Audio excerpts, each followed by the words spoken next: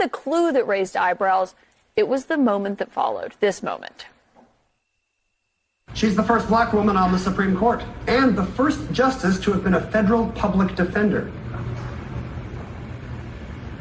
That's Justice Jackson, Ketanji Brown Jackson. I don't think that's that surprising, I will say. These a lot of people are have smart on the Supreme people, Court. though. These are, when you go on That's a good Jeopardy. point.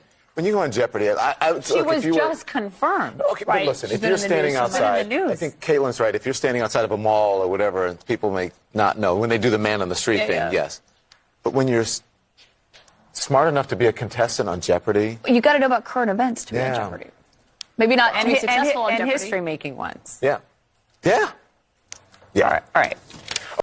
All right, guys. So we got to talk about Don Lemon and CNN, who nowadays is covering very, very, very important stories, okay? With the investigation into Joe Biden happening, some funny business going on in Ukraine and Poland and Russia, with the midterms just ending. There's a whole lot of important things that I think that CNN could be covering today, especially considering how their ratings are in the trash. They're getting destroyed by Fox News and MSNBC across the board, right? And they've restructured their company in a way in which they claim they're going to be less partisan hacks and focus on real news. However, for whatever reason, they found time to talk about Michelle Obama and straight hair racism, okay? Because apparently black women are upset. They're angry because they feel like America is not ready for their natural hair. And this is a conversation that upset people like Don Lemon and other angry black women because of the comments that Michelle Obama made. And I want to go ahead and play this segment, this clip of this conversation that they had here on CNN, because I just find the victimhood complex, the complaining here, to be just so out of control. Former First Lady Michelle Obama revealing that she considered wearing her natural hair and braids during her time at the White House, but decided that Americans weren't ready for her natural black hair. Listen to the former First Lady. As black women, we deal with it. The whole thing about, do you show up with your natural hair? Braids, y'all. But as First Lady, I did not wear braids. The first black.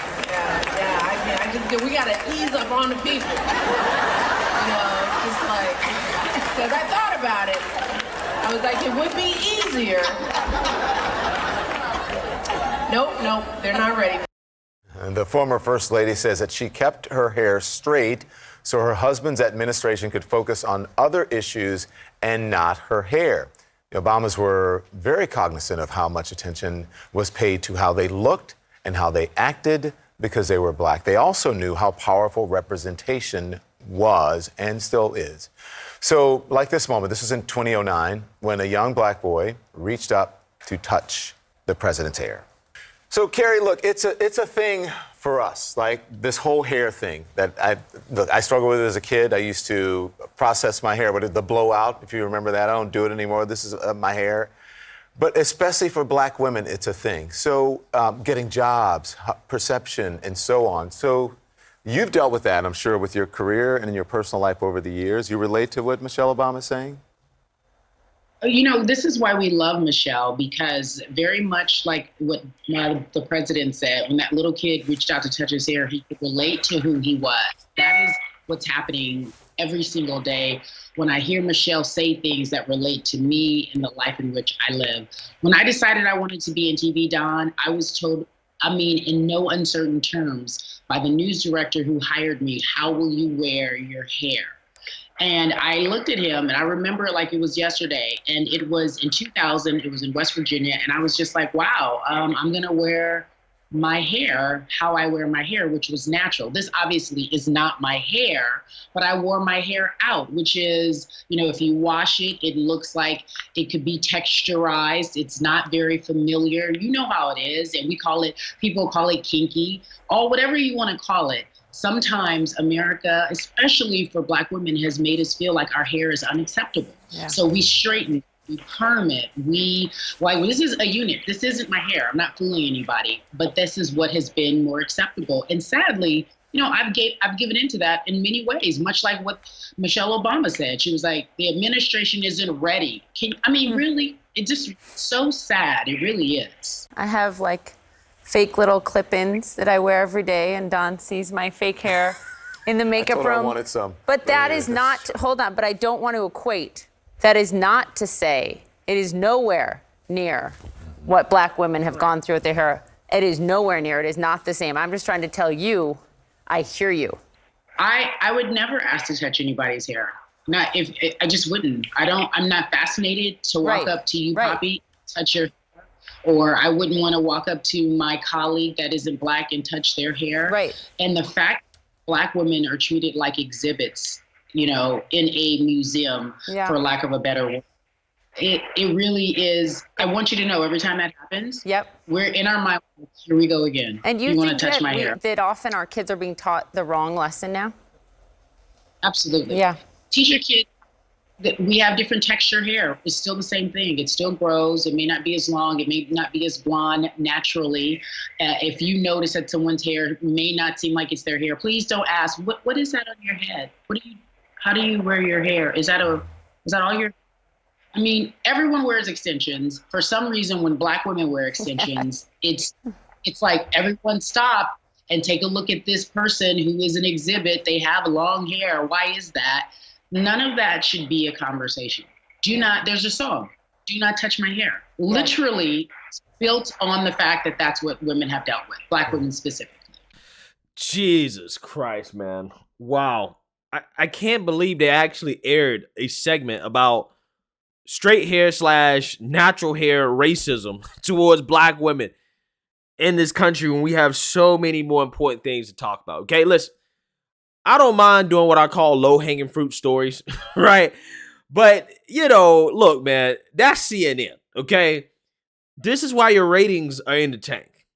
Because I can tell you right now, nobody cares about black women's hair texture. Okay, I'm not sure white people do, but I don't imagine that most of them really care. Okay, and in the workplace, I think that it's just expected that you wear hair that is professional. Now, whether that is surrounded by white supremacy, that's a conversation that the wokes love to have. But in general, I just think you should have your hair be not messy, right? But I don't think anybody cares if a black woman wears her hair in a natural way. I never even noticed it. I don't care. The only time I ever really care or notice is in situations where I may have to tug it, right? Because, I got a strong grip. Okay, I'm also a strong person, right? I go to the gym a lot.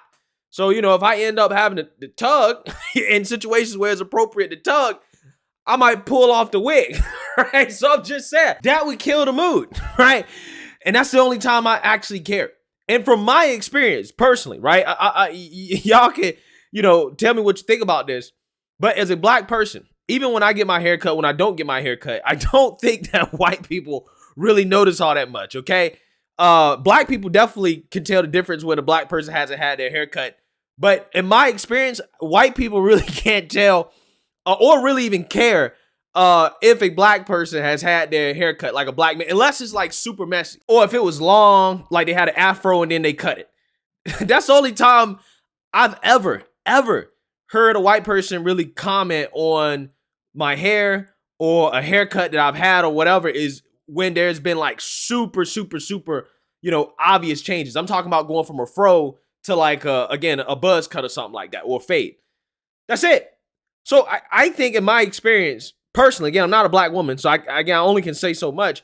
I think black women are the only people or the main people that really care about their hair, right? Because me personally, I don't care if a black woman wears fake hair or real hair. If a black woman wants to wear her natural hair, which I support, okay, I support that, fine. I'm totally fine with that. I don't care. Not a big deal to me. If they want to wear fake hair, fine, not a big deal to me either. I don't think people are thinking about it like that. I don't think it's that deep. But for whatever reason, once again, we have the woe is me, I'm a victim. I couldn't wear braids in the White House. It's like, bro, I don't think anybody would have cared.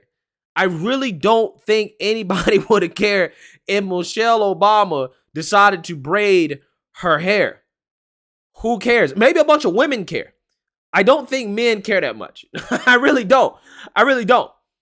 But again, I can be wrong about this. I don't know. Again, I learned on the abortion thing, maybe my perspective is a little bit biased, right? I'm biased. So when it comes to women's issues and what they care about and what they experience, hey, I'm not the one to listen to, because honestly, I really don't know. But I'm just speaking from a man's perspective. I don't give a damn, right? I don't care, right? I think this is one of those woe is me, boo-hoo, our hair, such and such and such and such. It's like, bro, listen, I'm not saying this experience hasn't happened to you, okay? Because there are some, parts of the world like China where this does happen to black people, right? Where black people are kind of looked at as, exotic creatures, right? Where they try to touch you and stuff like that. At least that's what I heard. I haven't been, so I can't verify for sure, but maybe it does happen. I wouldn't be surprised. But I think in this country right here, I'm not necessarily sure if I'm buying into this idea that there's so many random people that are trying to touch your hair or they really care that much about your hair. Maybe some of them do. And even if they do, a lot of times it comes from a place of curiosity, in the sense that, hey, I've never touched that hair texture. I've never, experienced that. I want to touch it. I want to, see what it feels like. And I don't think there's anything inherently wrong with that. I really don't. If people are interested in, I guess, aspects of who you are, your race, your culture, maybe instead of pushing them away, maybe you should actually embrace it. And that's not me saying that you should just let any and everybody touch your hair just so that they can feel it. But what I'm saying is that maybe you shouldn't be so offended by it. Maybe you shouldn't take it as some type of slight, or that people are looking at you as some type of animal. Because again, there has been situations where, again, you have friends from different parts of the world and their hair is just different. And you do wonder, like, I wonder what that feels like. Again, doesn't mean I'm gonna go out here and start touching it, right? Or even ask them, can I touch it? Me personally, I'm not gonna ask. But it is a level of curiosity there. And I don't think that's a bad thing. I don't think that's inherently something that people should be concerned about or worried about. I really don't. At the end of the day, do you, right? Do you. I don't think your hairstyle is what's keeping you from getting a job. I don't think that's what's keeping you from moving up in corporate America or, doing whatever you want to do in life. I think that this is just one of those things that black women particularly want to complain about just because they want to complain about it, because everything is not tailor-made to them, okay? So, again, I just found it interesting how Don Lemon could relate to this conversation, okay? I mean, I think he's really living up to his nickname, Donna Lemonade, right? That was a Donna Lemonade conversation, right? Which is why he was so engaged and he could relate to that so much. Again, not something I can relate to as a straight black man, but hey, let me know what you guys think. Make sure you like, comment, and subscribe. Most importantly, share a black conservative perspective. Peace.